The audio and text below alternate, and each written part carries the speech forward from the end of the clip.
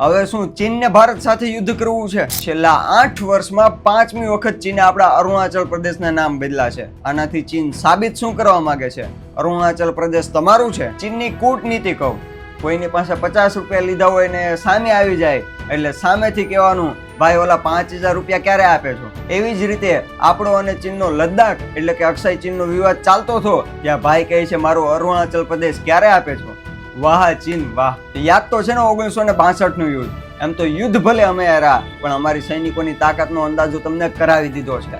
જો એ સમયે અમારા 120 સૈનિકો તમારા 1300 કરતા પણ વધારે સૈનિકોને મારી શકતા હોય અને એ પણ કોઈ મોડર્ન શસ્ત્રો વગર, તો આ સમયે તો ભારત મોડર્ન શસ્ત્રોથી સજ્જ છે. અને એવા જ જાબાદ સૈનિકો છે જે તમને 1962માં ભારે પડ્યા હતા અને એનો ડેમો પાકિસ્તાનને પણ આપી દીધો છે.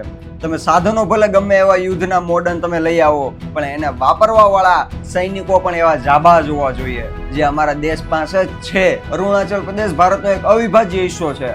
તમને શું લાગે છે ભારતે આમાં કેવા પગલાં લેવા જોઈએ? તમારી કમેન્ટથી તમારી રાષ્ટ્રભાવના દેખાશે.